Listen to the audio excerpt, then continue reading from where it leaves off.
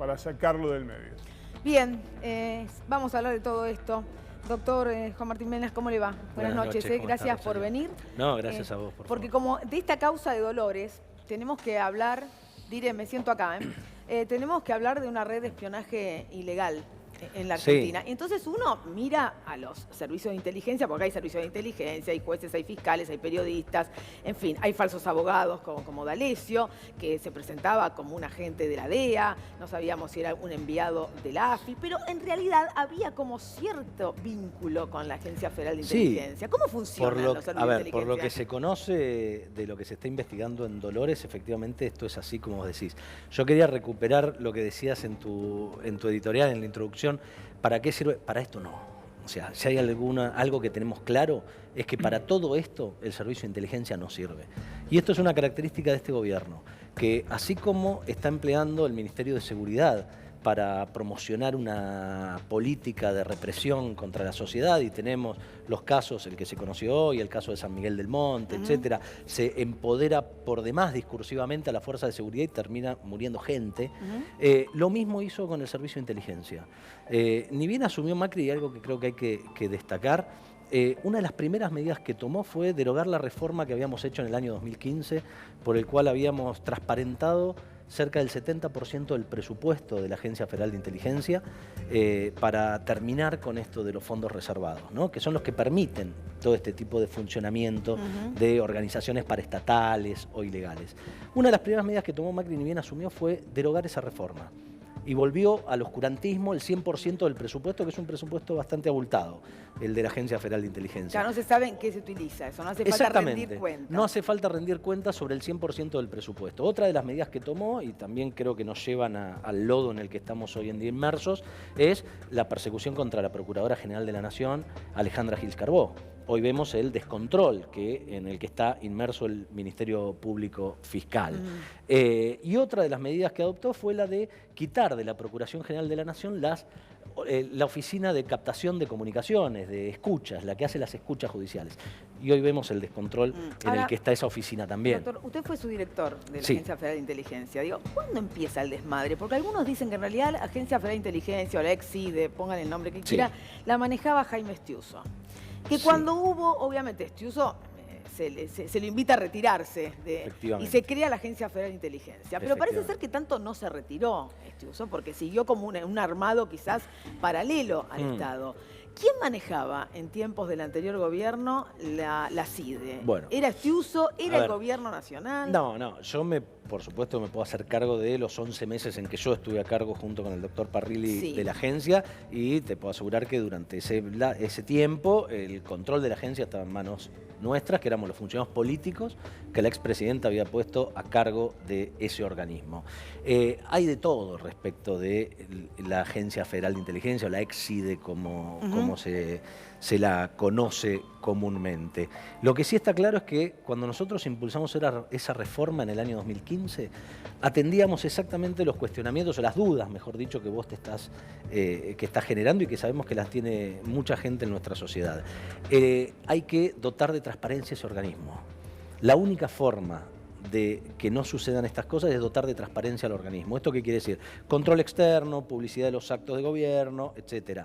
Y control de fondos. Por supuesto que hay una tarea de inteligencia que es secreta, y eso es así en la Argentina y en todo el mundo. Obviamente. Lo que vos no podés usar es el secreto de la actividad de inteligencia para justamente llevar desde un organismo del Estado actividades ilegales. Y eso es lo que se está conociendo. A ver, ¿cuántos agentes orgánicos tiene la AFI? ¿Cuántos inorgánicos? Bueno, ahí hay una aclaración que es muy importante que discursivamente todos tengamos en cuenta. A ver. No existe el agente inorgánico. No existe el agente inorgánico. No puede existir. Es actividad ilegal. Bien. O sea, la ley solo... Si alguien viene y dice, yo soy un agente inorgánico, en realidad es un delincuente. No existe esa categoría. Es un delincuente, o quizás el delincuente puede estar dentro de un organismo público haciendo trabajar a esa persona ilegalmente. Esa es otra cuestión. Pero es ilegal. O sea, porque si nosotros hablamos y naturalizamos esta cuestión del agente inorgánico, pareciera que lo estuviéramos permitiendo y validando. No, porque a veces uno se pregunta cuántos D'Alessio hay. ¿Cuántos Claro, indicios bueno, hay? eso es muy difícil de conocer. La realidad es que, mira, nosotros hemos tenido casos, te cuento una anécdota, obviamente que yo estoy obligado por el secreto de Estado, por haber pasado por esa oficina, Sí. pero quisiera contarte una anécdota que tuvimos durante mi gestión. Nosotros detectamos durante la gestión un repositor de supermercado que, finalizado su trabajo, hacía negocios presentándose como agente de inteligencia. Ajá. Y hacía pequeñas changas. Pero a ver qué son changas, cuando alguien se presenta como Nada, un integrante del servicio de inteligencia. Vende información. gestiones de lobby, venta de información falsa, porque no la tenía, porque no era agente. Pero para eso la agencia tiene un órgano específico dentro de su estructura, que es el área de contrainteligencia. ¿Cuál es? Tiene dos funciones principalmente. La de detectar espías ilegales de una potencia extranjera en nuestro país, porque los agentes de inteligencia del extranjero se declaran ante nuestro país, cada estado tiene la obligación de declararlos.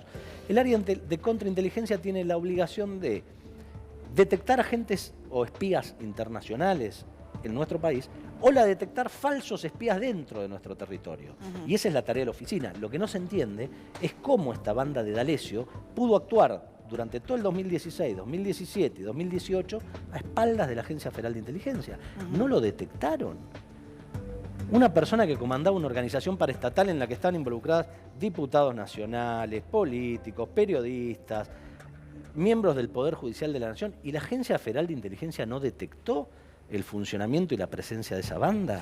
Es raro, ¿no? Porque también tenemos que hablar de la promiscuidad que se ha generado en la Argentina entre los servicios de inteligencia, algunos jueces, algunos fiscales. Sin duda. Porque, a ver, muchos servicios de inteligencia lo que hacen es aportarle datos a la investigación que puede estar llevando adelante un juez. Exactamente. Ahora, ¿cuál es el límite entre lo que la gente de inteligencia suministra y para qué lo uso a la gente de inteligencia? Efectivamente, justamente de eso se trata, y yo creo que, disculpa que sea reiterativo, pero cuando hicimos la reforma en el año 2015 modificamos especialmente esta cuestión.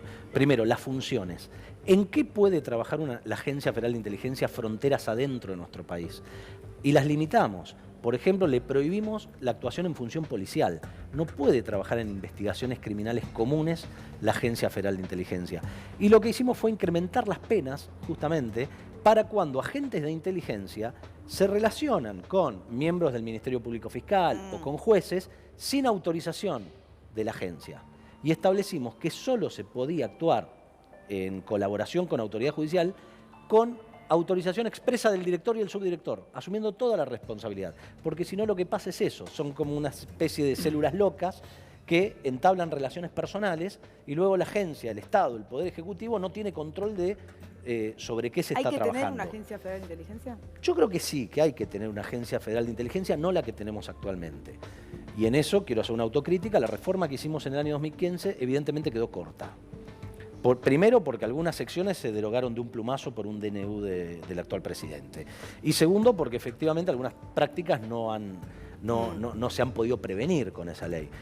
Hay que tener una agencia de inteligencia, todo el mundo la tiene y además te hace parte de la comunidad internacional en verdaderas cuestiones de inteligencia que hay que estar muy alertas, que son las cuestiones vinculadas al terrorismo, a amenazas externas que pueda sufrir nuestro país para alterar el orden constitucional, la defensa nacional, etc. Ahora bien, lo que hay que extremar son los esfuerzos y las garantías para que la Agencia Federal de Inteligencia no intervenga dentro del territorio nacional, porque no tiene por qué hacerlo. Para eso están las fuerzas de seguridad. Si hay que investigar delitos... La sensación es que es a lo único que se dedica. Efectivamente. La sensación, por lo menos. Efectivamente, no es serio, porque no es serio el trabajo que está haciendo la Agencia Federal de Inteligencia. Ahora, esto no existía antes, Rosario. Había otros problemas, no tengo ninguna duda. Y yo es la primera vez que lo veo. Yo estuve 11 años en el Poder Ejecutivo, 10 en el Ministerio de Justicia y 1 en la Agencia Federal de Inteligencia. Yo no vi nunca una banda de la magnitud de esta celebrando. Ya te digo, hemos detectado un repositor de supermercado que se hacía pasar por espía, vaya a saber para lucrar con qué cuestión. Se han conocido casos de gente que chapea o usurpa título para presentarse como espía y no lo es. Ahora, una banda de este nivel, con penetración en el Poder Judicial, penetración en el Ministerio Público, con los medios de comunicación, con fuerzas de seguridad, este hombre se chateaba con la propia ministra de Seguridad de la Nación. Ahora, no lo detectó la Agencia Federal de Inteligencia y no lo detectaron los organismos internacionales tampoco. La CIA y la DEA no sabía que tenían un impresentable trabajando en la Argentina en nombre de ellos, o todos dejaron actuar porque algún beneficio se llevaban. Yo creo que es fundamental para la sanidad, si se quiere, no solo del Servicio de Inteligencia, sino más importante del Poder Judicial argentino, para la justicia argentina, que esta causa llegue a buen puerto y se investigue correctamente. Néstor.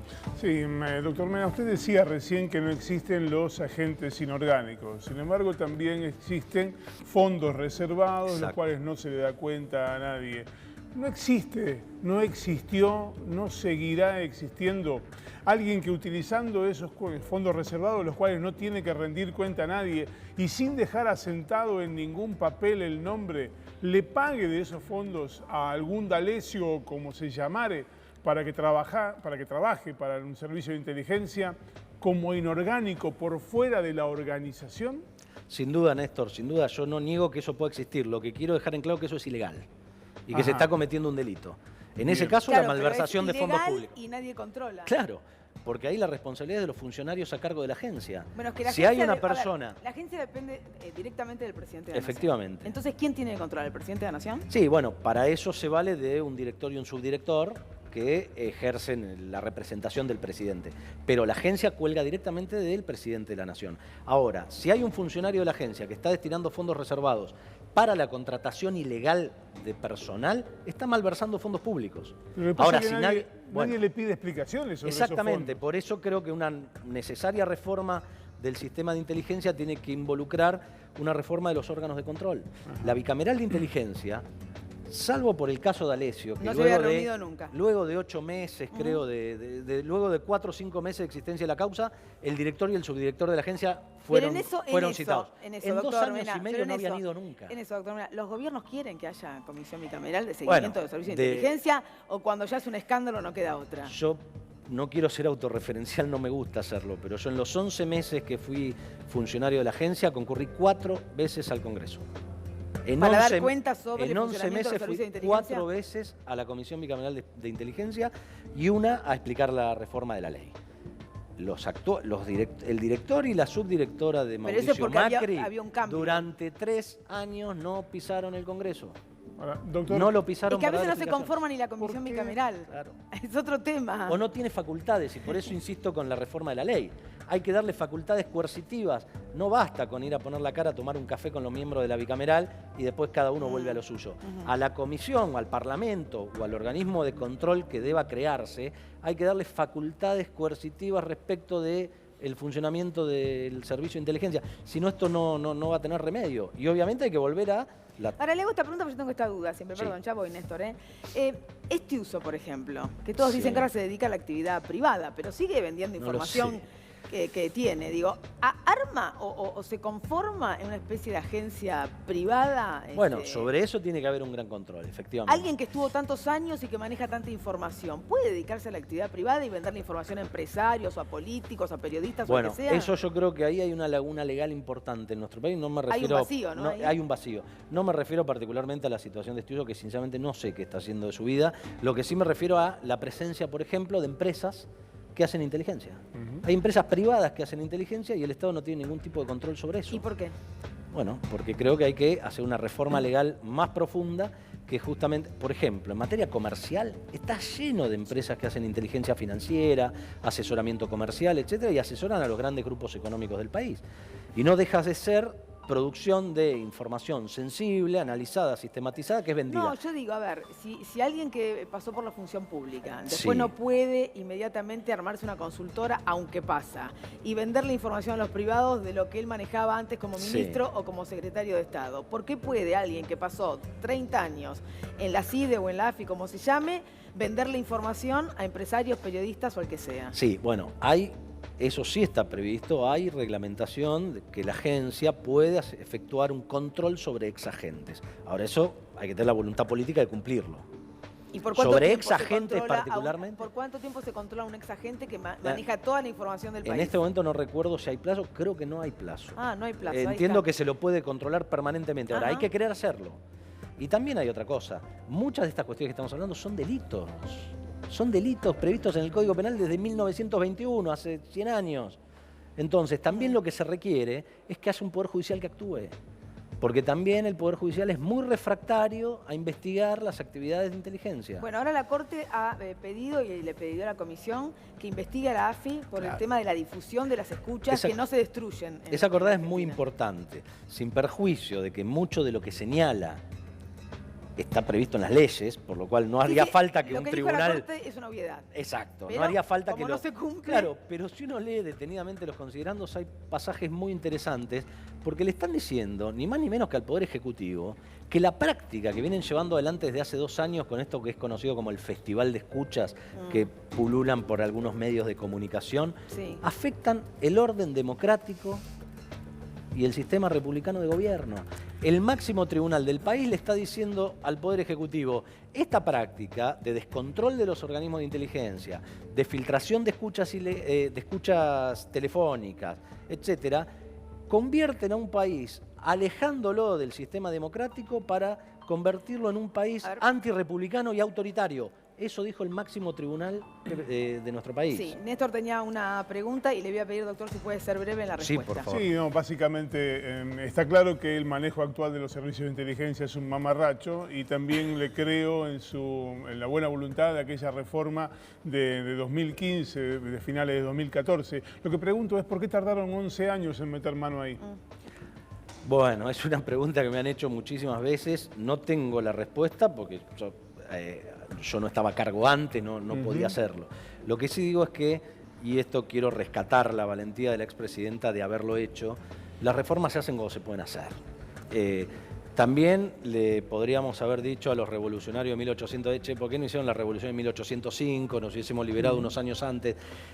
Yo no sé los detalles, lo que sí sé que cuando la presidenta se dio cuenta que el organismo de inteligencia de nuestro país estaba funcionando mal, que había cuestiones que estaban interviniendo en tareas de inteligencia interna ilegales, en una mezcolanza y una relación simbiótica muy anormal con la justicia, ella tomó el cuchillo, lo metió en el medio de la agencia, produjo una gran reforma y en lo que a mí respecta, cada vez que hemos conversado sobre las cuestiones de la agencia, decidió ir por lo más democrático, lo más republicano y el respeto a ultranza de la Constitución y la ley.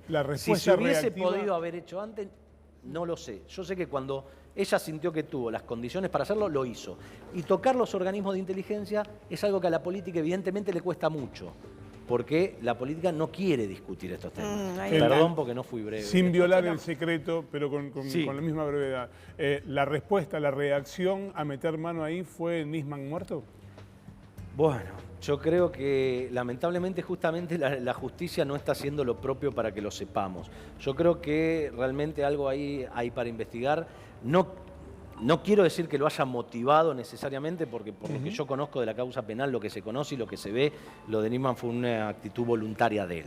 Ahora, todo lo que vivimos en el 2015, fruto de la reforma en los organismos de inteligencia, fue realmente sospechoso y lo reconoce la propia expresidenta cuando ella dice cómo se desataron los demonios el día que ella tocó ese organismo. Yo creo que muchas de las cuestiones que se vieron en el 2015 fueron una repercusión por haber hecho la reforma y los intentos de democratización de ese organismo que realmente funciona mal. Doctor Mena, muchas gracias. No, gracias a ustedes. ¿Es saludable haber pasado por la AFI? A ver, para los que nos sí o no, me tienes que decir ahí, no tengo tiempo. Sí o no. Es saludable. Hay que tener muchas ganas de trabajar, eso es cierto. Bueno, muchas gracias. No, gracias muy a ustedes. amable, ¿eh? Bueno, señores, seguimos con Hay Otra Historia. Abrimos al resto de nuestros invitados. Roberto Feletti, secretario de Hacienda de La Matanza. Gracias por venir, Roberto, muy amable. Oscar Cachi Martínez, diputado nacional de Santa Fe, del Frente Renovador. Y Manuel Callao es actor. Bienvenido, Manuel, gracias por estar aquí. Tenemos muchos temas para hablar, porque yo digo, pareciera que en estos tiempos donde lo febril están cerrando las listas, viste que están todos nerviosos por los lugares, no me quiero olvidar de lo que pasa con nuestra economía y qué pasa con el 10,1 de desempleo, donde ayer el presidente, creo yo, desperdició una oportunidad para poder contarle a los argentinos y a los chicos que estaban allí con él por qué estamos en esta situación. Mirá, el presidente lo que hizo el Día de la Bandera fue promover un desprecio por la ciudadanía. En eso yo voy a adherir a las palabras de Hugo Moyano. Él, en lugar de homenajear la bandera, rescatar los más de 200 años de nación, el esfuerzo de Belgrano de unificar un ejército con un pabellón nacional, se dedicó a denigrar a los trabajadores, a quienes defienden a los trabajadores y a burlarse de todos. Hace 13 años que no tenemos desempleo de 2 dígitos. Y es un logro de este gobierno haber vuelto, después del 2006, a desempleo de 2 dígitos. Y él debió haber explicado. Y el segundo dato catastrófico de la economía es que el primer trimestre del año la economía cayó 5,8% interanual. Para que tengamos idea, en el año 2002 la economía cayó un 8%. Este primer trimestre ya está casi cayendo un 6%. Y el presidente habla de que el problema de generar empleo la tiene quien defiende a los trabajadores. Digo, es una agresión a la ciudadanía lo que ha dicho. Digo, yo no quiero entrar a polemizar exactamente sobre eso, pero es una agresión a la ciudadanía. Y tengamos en cuenta, hace 13 años que no hay un número como este en la Argentina. Diputado. Y bueno, en Rosario la verdad que cayó muy mal, en la provincia cayó muy mal. La verdad que la situación por la que está atravesando Santa Fe es muy grave. Si la intendenta tenía una cara, no sabía qué hacer. Bueno, Rosario hoy tiene un 15% de desocupación, un 30% de jóvenes de 18 a 30 años. Por ejemplo, la planta de General Motors está parada. Hay una disminución del 95% en la actividad de maquinarias agrícolas, un 35% en acoplado y semirremolques. Y la verdad que uno esperaba un presidente aplomado, que pudiera de alguna manera pedir disculpas por estas dificultades, sobre todo en un momento tan especial, ¿no? Porque el Día de la Bandera es un día donde uno imagina que nos vamos a encontrar aún en las diferencias. Y lamentablemente hubo ese exabrupto, ¿no? que nos lastima a los santafesinos, nos ofende. Y realmente yo creo que debería pedir disculpas por lo que pasó, sobre todo en un momento también donde Belgrano nos debería inspirar, ¿no? Belgrano para los santafesinos es un personaje muy querido. Él fue el primer patriota que después de 1810 pasa por Santa Fe y recibe todo el apoyo de los santafesinos para llevar adelante las luchas por la independencia. Fue un hombre que... Bueno, por los chicos supongo que esperaban escuchar algo de Belgrano, claro, pero escucharon hablar de Moyano, me parece que ni lo conocen. O sea, incluso, no sé, miraban como extrañados los chiquitos del colegio. La verdad que fue... Y la verdad que lastima el sentido común que haya atacado a los sectores sindicales cuando en general la gran mayoría de los ciudadanos hasta le reclaman al sector sindical no haber estado, digamos, lo suficientemente firme para discutir cuestiones que tienen que ver con la defensa del empleo. Entonces, la verdad que debería pedirle disculpas a los santafesinos. Manuel. Yo venía a festejar, Rosario. ¿Venías a festejar? Bueno, dale, festejemos. ¿Tenías algo para festejar? Sí, venía a festejar la apertura de una nueva sala de teatro. Eso siempre es para festejar. Siempre es para festejar, significa trabajo para los compañeros. Además, una sala que le habíamos puesto el nombre de Chacho Dragún. Si hay alguien a quien debemos homenajear es a Chacho, que fue el que lideró todo el movimiento de teatro abierto para enfrentar a la censura y a la dictadura genocida, ¿verdad? Y le habíamos puesto ese nombre. Íbamos a estrenar también mañana. Mañana, ¿no? ¿Estrenaban? Mañana, 22, a las 18 horas, porque además es la hora en que se hacía teatro abierto. Por eso era a las 18 horas. Íbamos a estrenar Yo Feuerbach, una obra deliciosa que dirige Manuel González Gil, con Pancho González Gil, con Calmet, que hizo la escenografía. ¿Pero por qué decís íbamos a estrenar? Porque nos llegó una orden al Bauen, porque esta sala está en el Bauen. Llegó una orden de desalojo, ¿verdad? A ver, permiso, diré, voy acá. Llegó una orden de desalojo, hoy estamos desolados, porque a ver. La segunda hoja se lee más, estamos desolados, sabemos, a ver, no somos ingenuos, sabíamos cuál era la situación del Bauen, ¿verdad? Pero pensábamos que 16 años... Dice la orden, cumplo en informarle que consta sobre dicho local una medida de clausura ratificada por disposición tal y ampliada nuevamente por disposición tal y tal y tal, intimándose en esta última la desocupación del establecimiento. Por lo expuesto, se hace saber que en caso de realizarse dicho evento, es decir, la obra que estrenaban mañana a las 6 de la tarde, se dará intervención a la Fiscalía de turno a los efectos de actuar en el marco de sus competencias. Aquí está la notificación que recibieron. O sea, no tienen manera de hacer esto. Estamos en plena asamblea ahora con los compañeros del BAUEN que vienen hace 16 años sosteniendo este edificio, esta fuente de trabajo. Estamos en la cooperativa que presido, que es El Descubridor, hicimos un acuerdo de colaboración mutuo con el BAUEN y estamos discutiendo a ver qué vamos a hacer, porque esto... ¿Pero hablaron con alguna autoridad? En realidad todavía no hemos podido hablar con ninguna autoridad. Los compañeros del BAUEN hablaron con la gente que vino a presentar esta cédula, no sé cómo se llama, la verdad es que yo tengo muy poca formación en este sentido. ¿Pero hay algún peligro? ¿Saben por qué está clausurada la sala? ¿Cuál es el origen de esto? La sala, desde hace 16 años, se viene peleando para que esa sala pase a los trabajadores, ¿verdad? Hubo una ley de diputados que le otorgaba la sala, los derechos de funcionamiento a los trabajadores, a la cooperativa BAUEN, y este presidente que tenemos ahora, a través de un decreto, anula esta ley del Congreso. A mí, yo no entiendo mucho, quiero decirte, Rosario, pero a mí esto me parece un acto de violación de los derechos, me parece un acto deleznable. Es verdad que este edificio fue abandonado por un señor que lo construyó con dineros del Banade, dinero que estamos pagando, el pueblo está pagando, ¿verdad? Y abandonó a los trabajadores, y los trabajadores recuperaron la empresa, la llevaron adelante y la trajeron durante 16 años. A ver, diputado, ¿qué se puede hacer, por ejemplo? Bueno, primero informarnos de esta situación, ¿no? Y me parece que hay autoridades que deben intervenir, sobre todo, fundamentalmente el Ministerio de Trabajo y el área de Cultura. Pero, bueno, nos ponemos a disposición. Muchísimas gracias. Lamentablemente esto se repite... A ver, sí, Roberto. Yo fui uno de los que votó la ley. Sí. La ley concesionaba efectivamente el uso de las instalaciones y la sala como forma de sustentabilidad, darle sustentabilidad a la cooperativa. Sí, es así. Así es, sí. Es así. Ah, perdón. Sí, se estaba cayendo tu micrófono. Ahora sí, a veces escuchamos mejor. Ah, bueno. Si bueno, quieren, es así, pero mañana no pueden hacer la obra, ¿no? Bueno, ahí habría que... Este es el punto.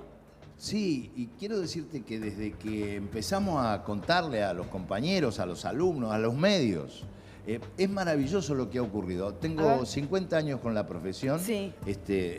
Cumplo este año 50 años con la profesión y nunca me pasó que todos los medios de todos los sectores habidos y por haber, grieta por acá, grieta por allá, todos los trabajadores gráficos que trabajan en esos medios se han manifestado interesados, nos están preguntando permanentemente qué es lo que está pasando, porque era una verdadera fiesta, porque estábamos inaugurando esta pequeña sala para 70 localidades y estamos trabajando en la sala más grande, que es para 280. Nos va a llevar un par de meses más y de mucho trabajo y de utilización de recursos que son escasos. Pero quiero decir, estamos trabajando con la cooperativa. Somos 2 cooperativas que hemos firmado un acuerdo de colaboración mutuo. Bueno, quizás si alguna autoridad del gobierno de la Ciudad de Buenos Aires nos está escuchando, suponemos que sí, pueda dar rápida intervención, porque en definitiva se trata de lo que Manuel está diciendo, de puestos de trabajo. Puestos de trabajo. Claro, y de todo un grupo humano tratando de salvar algo como el BAUEN, ¿no? Hace 16 años. Así Entonces, es. la verdad que sería interesante una solución a esto. Pienso que hace falta que hablemos, que nos digan, que podamos establecer acuerdos, que de eso se trata. Yo sé que hay toda una situación de orden legal, pero entiendo también que acá, vos lo dijiste, lo están diciendo permanentemente, cierre de pymes todos los días, pérdida de puestos de trabajo todos los días. Nosotros estamos generando trabajo. estamos generando un trabajo genuino. Las cooperativas no tienen fines de lucro. Así es. Las cooperativas generan trabajo y el sentido es generar trabajo. Y más en nuestro gremio. De manera que, bueno, no quiero abusar de tu No, confía gentileza. que hay otra historia y quizás te ayudamos a solucionar eso a vos y a los compañeros. Tengo que hacer la pausa. Vamos. Volvemos, quédate ahí porque seguimos hablando con nuestros invitados. Hay muchísimo más, Dale, quédate.